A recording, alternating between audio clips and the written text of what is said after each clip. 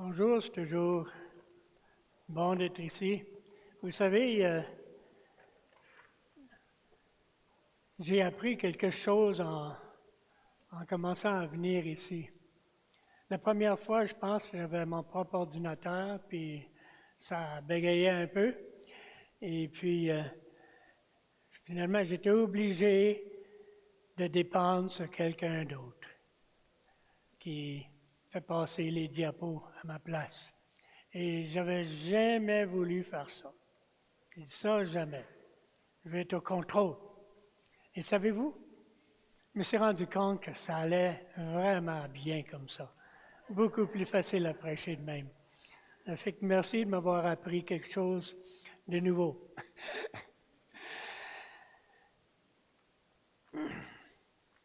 C'est quoi un vrai chrétien exactement? Qu'est-ce que ça signifie l'expression « j'ai consacré ma vie à Jésus-Christ » ou « j'ai donné ma vie à Jésus-Christ ». Évidemment, tout ça, ce serait un non-sens si ce n'est pas que Jésus avait donné sa vie pour nous. La vie chrétienne parle de transformation. Tout le monde veut voir des changements. On aime voir les choses transformées. Quand mes enfants étaient petits, le cadeau qu'ils aimaient le plus, c'était un transformeur. Un genre de robot qui se transformait en char d'assaut ou en avion d'attaque. Et c'est encore populaire aujourd'hui. Notre petit-fils James, il aime encore bien ça. Et puis même, il regarde des vidéos où il y a des jeux vidéo. C'est tous des transformeurs. Moi, quand j'étais petit, ce que j'aimais le plus dans les bandes dessinées, et puis encore, j'aime encore ça, c'était de voir Clark Kent se transformer en Superman. C'était encore un autre, là. Mais c'était vraiment quelque chose. Il rentrait dans une... Vous savez encore que c'est une boîte téléphonique? Hein? Oui, il rentrait là, comme Clark Kent, il sortait Superman, puis il partait en peur comme ça. Et wow! Hein? Et des fois, je me rappelle d'avoir été voir un film. J'ai jamais été fort pour courir, mais je suis allé voir un film au cinéma comme enfant. Et puis, à la fin du film, là, je partais en courant. J'avais l'impression que j'allais devenir Superman moi-même. Ça n'a pas marché. Juste au cas que quelqu'un se demande. Une des choses qui nous fascine le plus dans l'histoire de Noël, c'est de penser au fait qu'une étable sale, qui en passant ne ressemblait pas à ça, c'était plutôt une grotte. Une grotte que tout le monde utilisait puis qui appartenait à personne. Une grotte sale, puante, devenir la place la plus importante au monde entier par la présence du Fils de Dieu qui était à l'intérieur. Il est capable de transformer n'importe quelle place, peut-être pas à nos yeux, mais en réalité. Et transformation extraordinaire. Bien, il veut nous transformer aussi. Et on va lire dans Romains chapitre 12, les 3 premiers versets. Je vous exhorte donc, frères, par les compassions de Dieu, à offrir vos corps comme un sacrifice vivant, saint, agréable à Dieu, ce qui sera de votre part un culte raisonnable. Ne vous conformez pas au siècle présent, mais soyez transformés par le renouvellement de l'intelligence, afin que vous discerniez quelle est la volonté de Dieu, ce qui est bon, agréable et parfait. Et par la grâce qui m'a été donnée, je dis à chacun de vous de n'avoir pas de lui-même... Oups, j'ai perdu ma place encore. De n'avoir pas de lui-même une trop haute opinion, mais de revêtir des sentiments modestes, selon la mesure de foi que Dieu a départie à chacun. D'après ça, il rentre dans le service de l'Église et puis la manière et l'attitude avec laquelle on le fait, n'est-ce pas? Mais un chrétien, c'est quelqu'un qui a une vie transformée par Jésus-Christ. Et ça implique une vie qui est différente. Comment est-ce qu'on est transformé? Qu'est-ce que ça implique d'être transformé? Bien, la première chose que j'aimerais souligner, c'est être transformé, c'est d'être différent du monde. Le texte nous dit,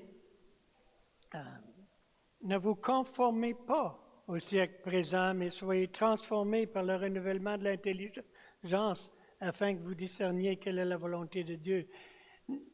Ne vous conformez pas au monde. Maintenant, ce texte-là est souvent utilisé pour justifier le légalisme.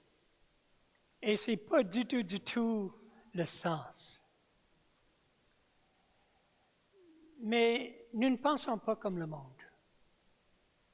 Et Paul décrit le siècle présent de Romains 1, 25 à 32. Allons voir. Dans Romains 1, 25 à 32, je ne l'ai pas mis dans le PowerPoint, mais nous lisons ici,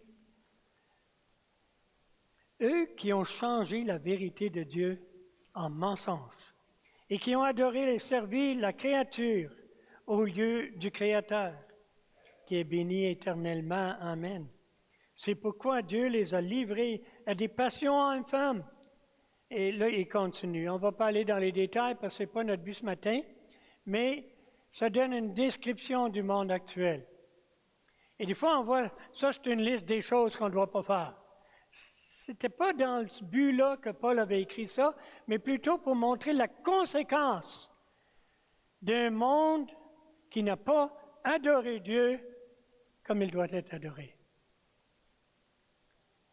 J'écoutais justement, en lisez moi, on écoutait dans le taux le premier chapitre d'un livre par MacArthur sur l'adoration, et puis, c'est-à-dire la traduction en français, et puis il touchait justement cela. Dieu veut que nous l'adorions, mais que nous l'adorions de manière que lui a prescrit pour nous, n'est-ce pas? Et j'aimerais bien aller dans les détails, mais on ne veut pas s'éloigner de notre sujet. Mais il décrit là le siècle présent. Il s'adore soi-même, ou il adore n'importe quoi, hein? Ou il adore des héros. Même, il y en a dans le monde chrétien qui adorent des hommes de Dieu, hein? Qui adorent des super prédicateurs. Non. Notre adoration est pour Dieu. On n'est pas comme le monde. On n'est pas comme le monde. On est différent en attitude. On est différent en attitude envers Dieu et les choses de Dieu. Hein, on a une crainte respectueuse pour Dieu. Pour le monde, Dieu peut être le sujet des blagues des fois.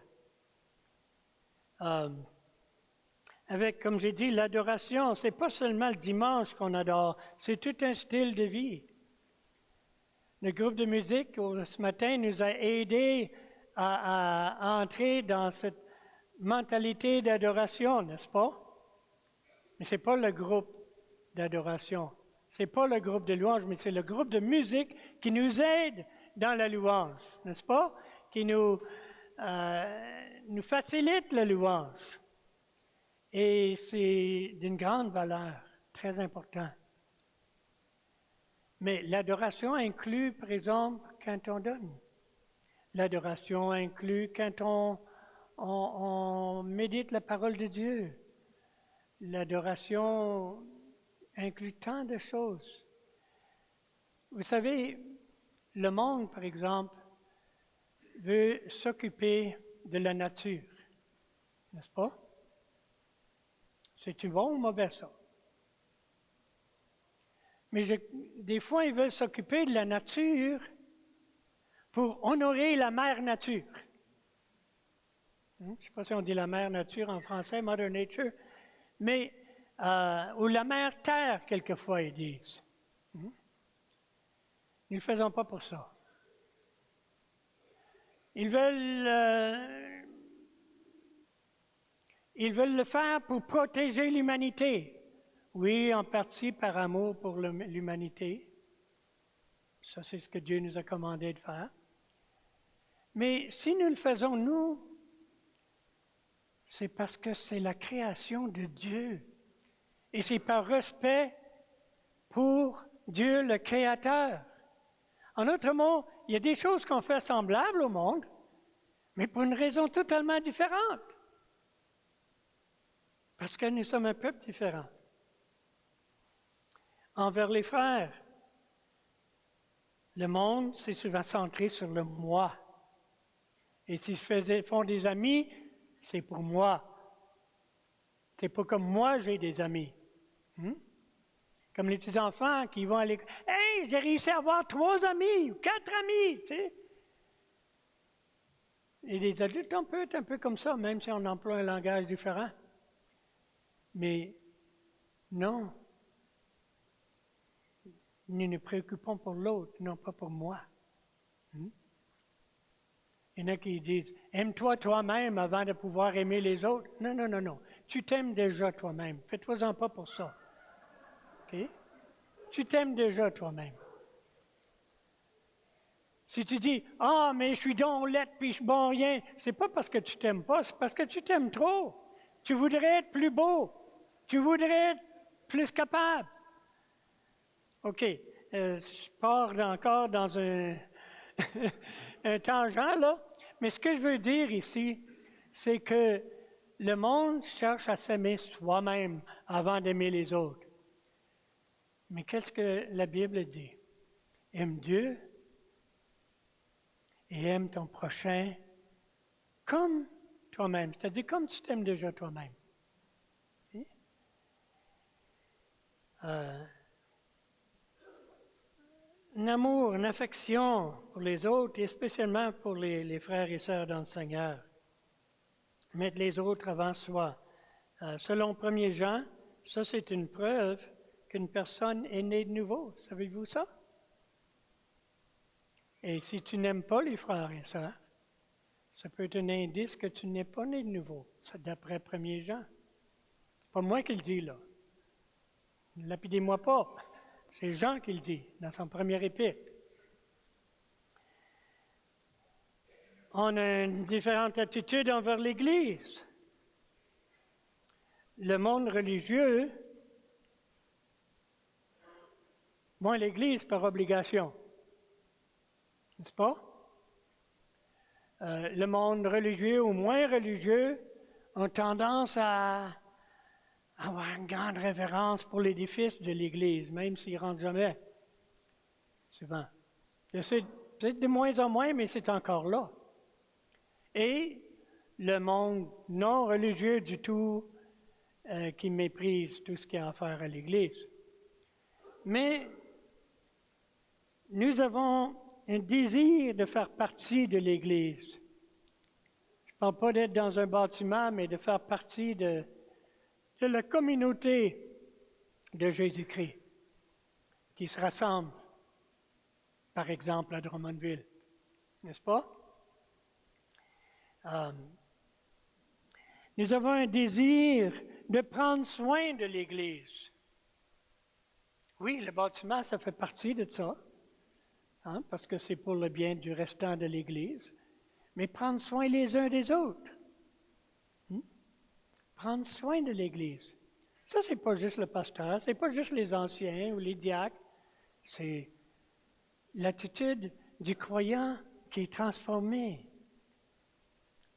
par le renouvellement de l'intelligence. Et le désir d'édifier l'Église, le construire, le bâtir encore, pas le bâtiment. De construire, d'édifier, de rendre l'Église plus forte par, oui, de nouveaux croyants, mais aussi par le fait qu'on se stimule à des bonnes œuvres, comme Romains, je dirais Hébreux 10 nous exhorte à faire, n'est-ce pas? D'édifier l'Église. Et une différence envers le monde. D'après 1 Jean chapitre 2, c'est négatif. Les désirs différents du monde. Okay? On parle par le monde ici, la mentalité du monde. Et on a des désirs qui sont différents. Il ne s'agit pas des modes. Le croyant est normalement plus libre de ce genre de choses. On n'est pas esclave des modes. Mais ça ne veut pas dire, oh, parce que le monde suit une certaine mode, il faut qu'on soit habillé différemment, par exemple. Pas nécessairement, c'est longtemps que ce dessin est respectueux, mais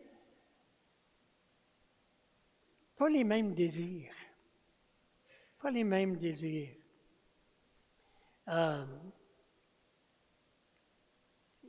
Il ne s'agit pas d'être différent juste pour être différent, mais le fait que nous sommes centrés sur lui,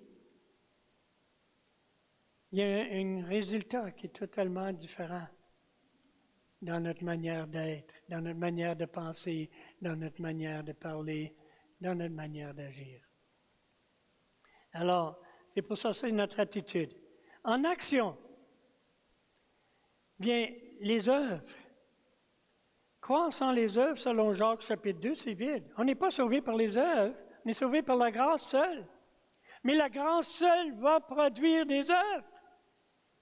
Jacques chapitre 2 nous le dit, et même le même passage dans Éphésiens 2, 8 et 9, qui dit que ce n'est pas par les œuvres, c'est par la grâce, dit au verset 10, c'est pour les bonnes œuvres que Dieu a préparées d'avance afin que nous les pratiquions.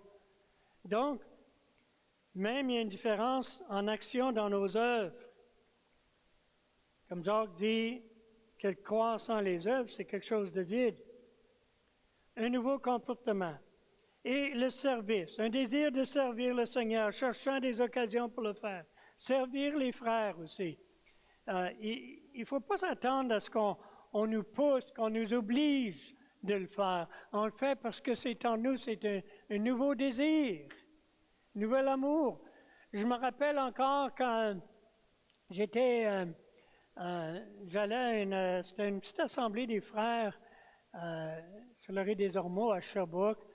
J'avais peut-être 19 ans et puis j'étais bien heureux là.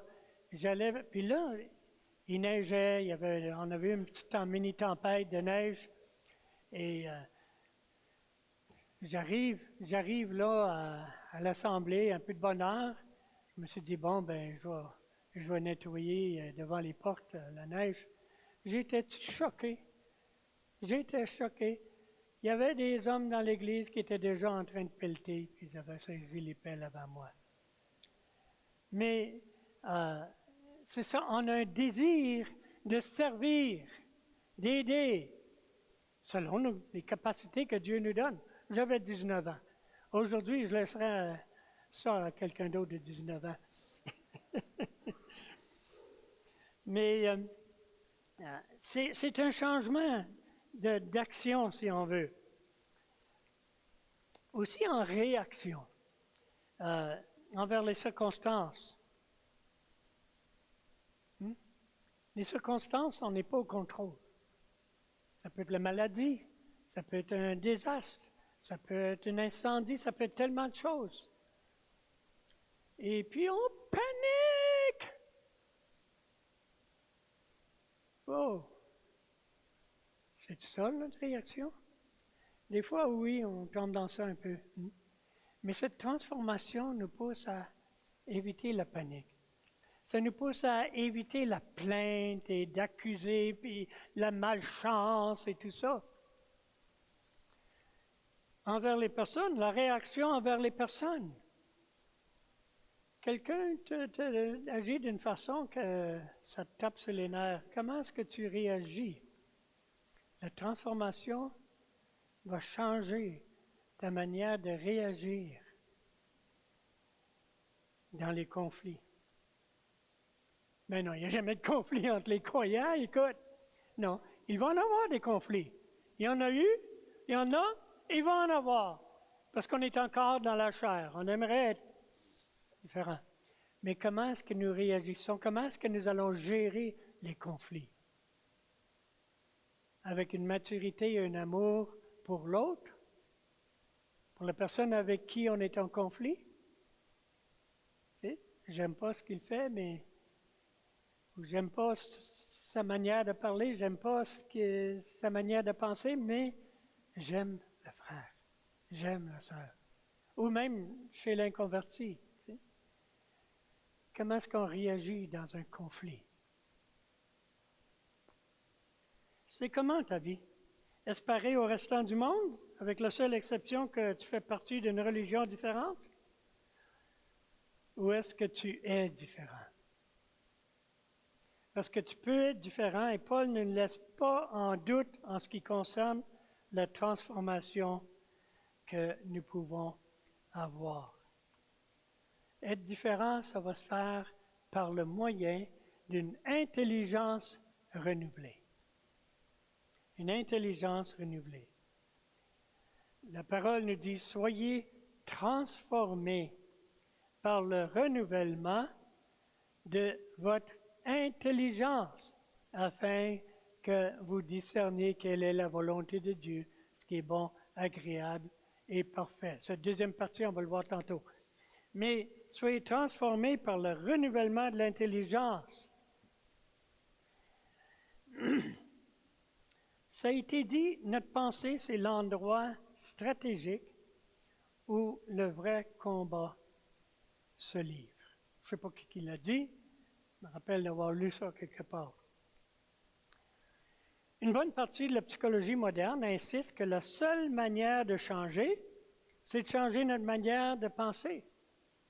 Mais vous savez, il n'y a rien de nouveau dans ça.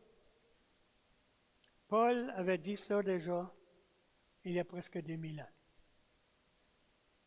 Il s'agit de changer notre manière de penser pour pouvoir changer la personne. Quand tu viens à la célébration, ou quand tu vas à la réunion de cellule, groupe maison, laisse pas ton cerveau stationner à la porte. Et des fois, on pense, OK, là, je vois par la foi, ça fait que je vais laisser mon cerveau en arrière, là, j'y pense plus. Non, non, non, non. On adore Dieu avec notre cerveau. Et puis, c'est le renouvellement de l'intelligence.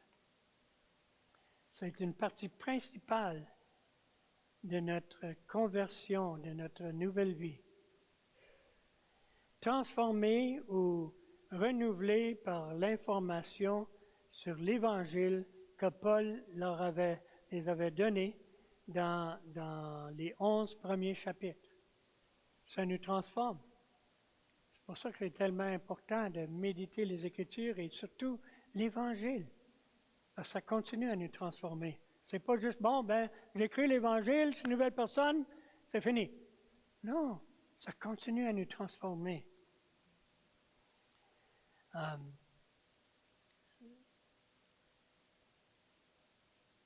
Transformer, renouveler par cette information au sujet du péché, au sujet du salut par grâce, par la foi en Christ, mort à la croix pour nous, sur l'élection libre et souveraine que Dieu a faite.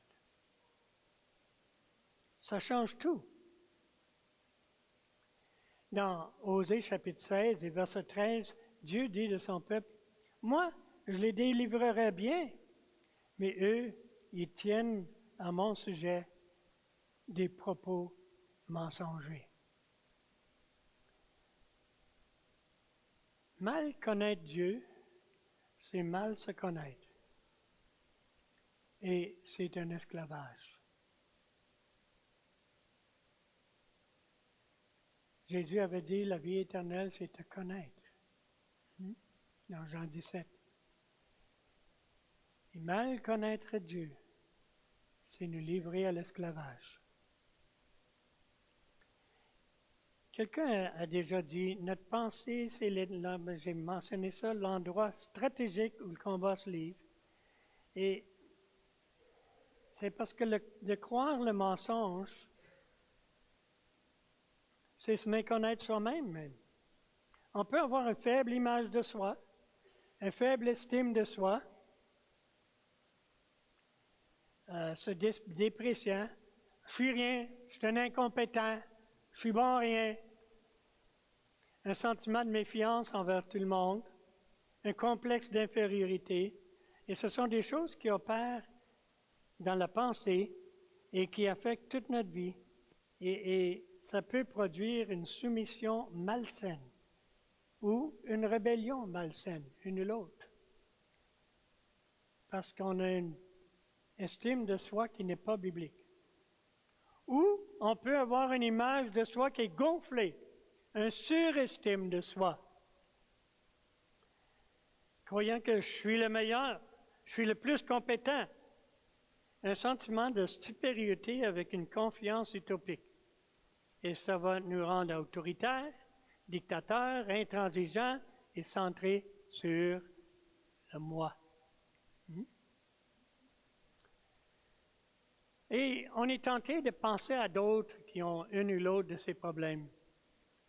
Mais j'aimerais ce matin qu'on pense, là, regardez au moi un petit peu, là, mais devant Dieu. Est-ce que moi j'ai de ces attitudes malsaines envers moi-même parce que j'ai manqué d'adorer le seul vrai Dieu? N'est-ce pas? On est renouvelé par la lecture de la parole de Dieu. La mentalité est renouvelée comme ça. Et je ne peux pas assez souligner l'importance de lire la parole de Dieu chaque jour. Et on fait souvent la comparaison, mais je trouve que c'est très à propos de la manne dans le désert. Dieu avait envoyé de la manne pour qu'il ramasse pour le jour même, n'est-ce pas? Le matin. Et pas plus que ce qu'ils auraient besoin, juste pour le jour. Et le lendemain matin, il y en aurait d'autres mannes. Et je me rappelle comment Moïse a chicané des personnes qui sont sorties pour essayer d'avoir beaucoup plus de manne pour en avoir pour le lendemain. Et le manne d'extra, ça c'est juste pourri, c'est tout. Mais je pense que c'est une image d'une manière de traiter la parole de Dieu. On pense que si on fait une grosse lecture lundi matin, on est correct pour mardi et peut-être même mercredi. Mais on a besoin mardi et mercredi.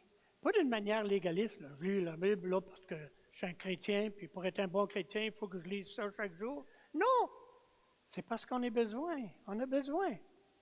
Je me rappelle une fois, c'était dans un groupe, une classe, on parlait de l'importance de la parole de Dieu, de la méditer chaque matin. Et moi, j'ai fait le commentaire, je n'ose pas ne pas le faire. Et la personne en charge du groupe, elle dit, voyons, elle dit, c'est pas comme ça, là, comme si Dieu va te tomber sur la couine parce que tu le fais pas. Et il dit, non, c'est pas de ça que je parle. Je n'ose pas le faire parce que j'ai peur de moi-même. Parce que mes pensées, mes désirs, mon cœur s'éloignent beaucoup trop facilement. Et j'ai vraiment désespérément besoin de prendre mon temps, de commencer la journée avec un temps dans la parole de Dieu.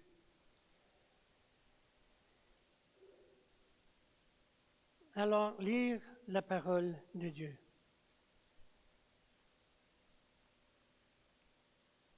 Renouveler aussi par la prédication de la parole de Dieu.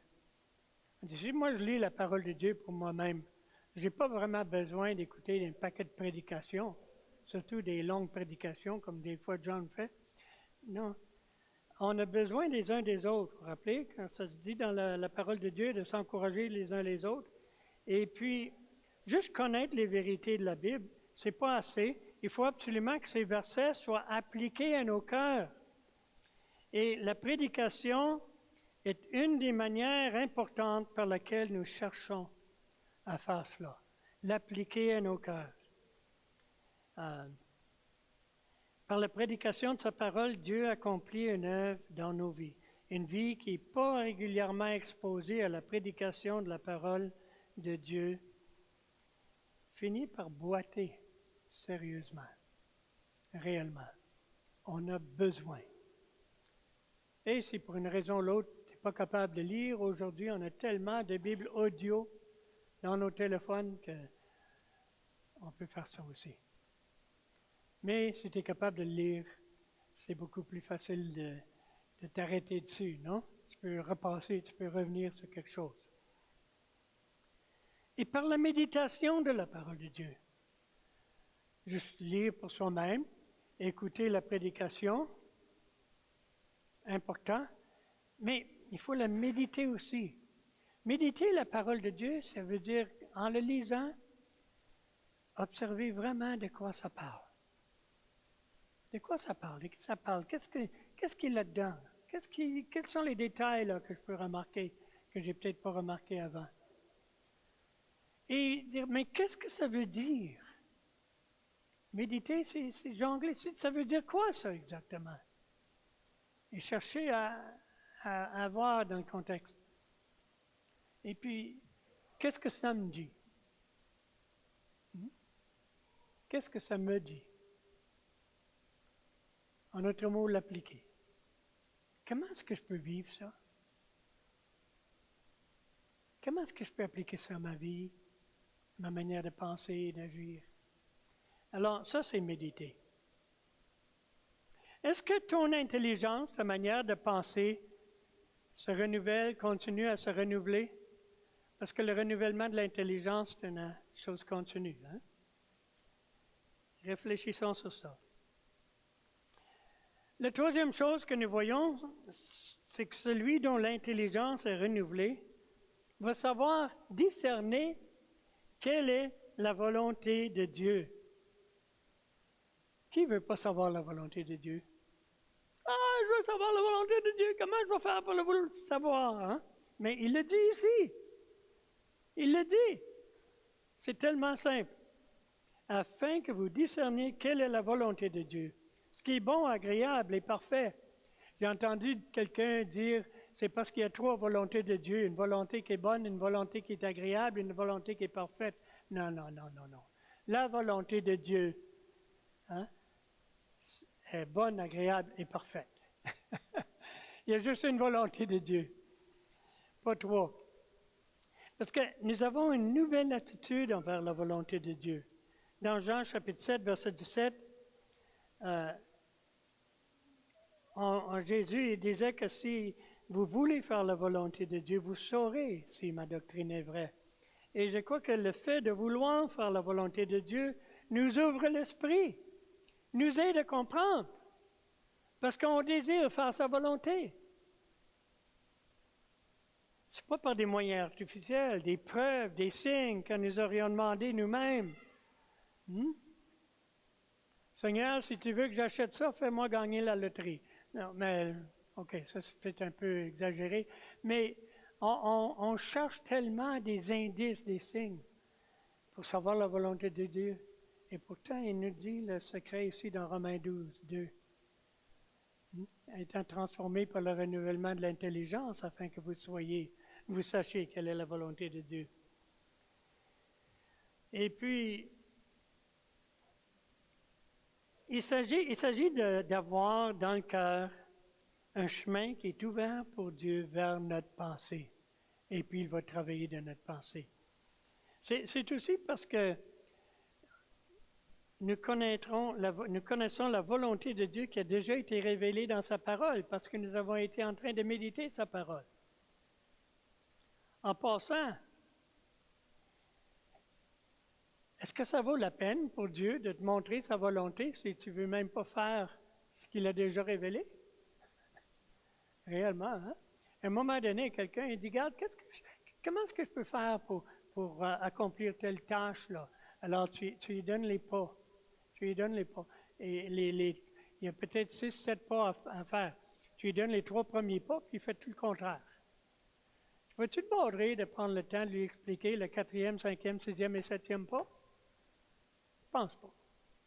Je pense pas, ce ne serait pas logique. Alors,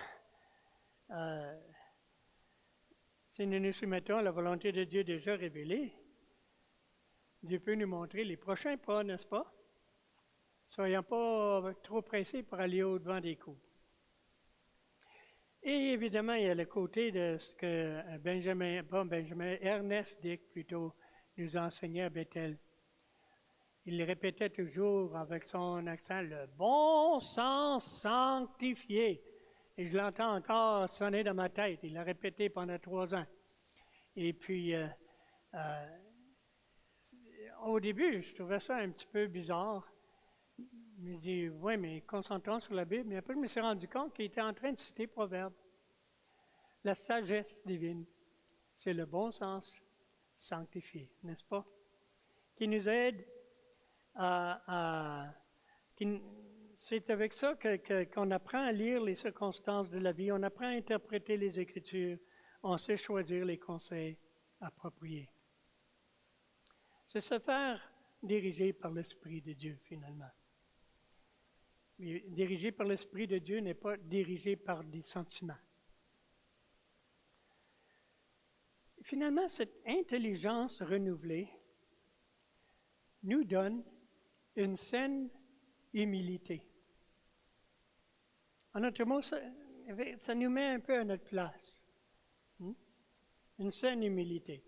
Et par la grâce qui m'a été donnée, je dis à chacun de vous de n'avoir pas de lui-même une trop haute opinion, mais de revêtir des sentiments modestes, selon la mesure de foi que Dieu a départie à chacun. Ça veut, cette saine humilité-là ne veut pas dire « Oh, que je suis pas bon, je suis le pire des chrétiens, et je suis le plus petit puis de rien dans l'Église, et je suis... Non, demande-moi pas, parce que moi, je suis rien du tout. » Ça, c'est une fausse humilité. Okay? Et c'est encore le moi, puis je suis. Et il y a seulement un je suis. Non? Une saine humilité, c'est juste... Oui, je suis capable de faire ça, mais je ne suis pas capable de faire ça. Et puis, de toute façon, c'est par la grâce de Dieu si je suis capable de faire quelque chose. Et je voudrais m'en servir pour servir les autres. Je ne suis pas moins important que les autres, mais je ne suis pas plus important que les autres. Dans ce sens-là. Ce n'est pas cette idée de... Je vais me prendre comme exemple. Moi, je prêche. Les autres affaires, il n'y a pas d'importance. C'est celui qui prêche, que c'est ça qui est important. Il y a des églises aussi de même, hein? Je veux dire, les méga-churches, souvent, là, c'est tout autour de prédicateurs. Ou un autre dit, « Ah, c'est moi qui ai payé ce bâtiment-là. » Fait que l'Église inclut, l'Assemblée lui appartient, il pense. Un autre, il dit, si je ne faisais pas la bonne musique, le monde n'y viendrait même pas. Comme si c'était un entertainer, une vedette. Hein? Mais il y a une saine humilité. De ne pas avoir de lui-même une trop haute opinion, mais revêtir des sentiments modestes selon la mesure de foi que Dieu a départie à chacun. L'intelligence renouvelée nous aide à nous voir tels que nous sommes. Des pécheurs, rachetés par Dieu et en voie d'être transformés de mieux en mieux. L'intelligence renouvelée nous aide à nous voir comme Dieu nous voit. Oui, des pécheurs rachetés, mais des nouvelles créatures. Et savez-vous que Dieu nous voit? Savez-vous comment Dieu nous voit? Comme des justes, des saints, des personnes sacrées. Et il voit le voisin, il voit l'autre croyant aussi comme des personnes sacrées. N'oubliez jamais ça. Et on ne touche pas les choses sacrées, c'est-à-dire toucher sans respect, là. Alors, on ne fait pas du tort aux choses sacrées. Et chaque enfant de Dieu est un être sacré. C'est ça que ça veut dire d'être un saint. Mis à part sacré. Les anciens catholiques savent ce que ça veut dire, hein, sacré. Ouh, on touche pas, c'est pas n'importe qui touche à ça, là, tu sais. Alors, nous sommes des saints. Nous voyons comme Dieu nous voit. Alors, arrête de t'abaisser d'une manière malsaine. Avec humilité, mais reconnaître qu'aux yeux de Dieu, tu es une personne sacrée. Tu es un saint. Tu es une personne juste parce que Dieu t'a justifié. Oui, mais j'ai encore fait ça. J'ai encore tombé dans ça. J'ai encore glissé. Oui. Quand Jésus est mort à la croix, il a pris ça sur lui-même. Il est devenu péché à ta place pour que toi, tu deviennes justice de Dieu en lui. Wow! Et si vous me demandez d'expliquer ça, je regrette, là, mais j'y arrive pas. Peut-être un jour, je vais vraiment pleinement comprendre comment ça peut se faire, ça, mais je le crois. Je le crois et c'est glorieux, n'est-ce pas? Oui, l'intelligence nous aide à nous voir comme Dieu nous voit. On n'est plus sous la condamnation, mais on est une œuvre en processus. On a une grande valeur aux yeux de Dieu sans être supérieur aux autres. Même pas supérieur aux inconvertis. Parce que sans la grâce de Dieu, nous y serions. Quand tu vois les gens qui sont peut-être sous ou affectés par la drogue, ou des fois tu vois quelqu'un qui vit dans la rue et tu prends pour acquis que c'est à cause de ça et c'est pas du tout, mais quand même. Mais quoi que ce soit que tu vois, je peux te tenter de regarder par le nez. Moi, je peux honnêtement dire que si ce n'était pas par la grâce de Dieu, je serais là. Je serais là. Si le Seigneur ne s'est pas venu me chercher à l'âge de presque 17 ans, j'étais en marche pour ça. Et puis, tu ne sais pas où tu serais rendu si ce n'était pas par la grâce de Dieu. Étudions les Écritures donc pour voir ce qu'elles disent à ton sujet et mets-toi d'accord avec elles. Mais surtout, étudie les Écritures pour voir ce qu'elles disent sur Jésus, parce que c'est là la vraie source de la saine humilité. C'est pour ça que Paul dit dans Philippiens 2,5 d'avoir en nous les mêmes sentiments qui étaient en Jésus-Christ. L'apôtre Paul, dans les Écritures, te place devant un choix en tant que croyant. Il s'agit de décider si tu vas donner ta vie pleinement à Dieu, d'être différent du restant du monde, ou si tu vas conduire ta vie d'une manière qui paraît bien acceptable comme chrétien évangélique, mais acceptable aussi pour ton entourage. Jusqu'à quel point est-ce que tu valorises ce que Jésus-Christ a fait pour toi? C'est cette question-là qui déterminera l'impact que tu vas avoir dans le monde en tant que croyant, en tant qu'enfant de Dieu. Prions. Seigneur notre Dieu, combien nous avons besoin de toi, jour après jour. Merci Seigneur, parce que tu nous as donné tout ce qu'il faut pour notre transformation.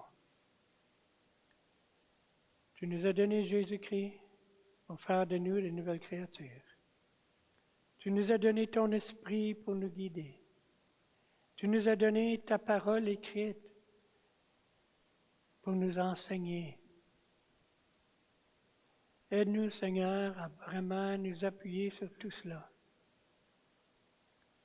Et surtout, Seigneur, d'être en train de t'offrir continuellement nos corps, nos pensées, tout ce que nous sommes, comme une offrande vivante pour toi, ce qui sera bon, agréable et parfait. Merci, Seigneur, pour la grande offrande que tu as cédé pour nous. Jésus-Christ lui-même. Ça nous dépasse, ça dépasse notre imagination, ça dépasse notre compréhension, mais c'est merveilleux. Et nous t'adorons pour cela. Amen.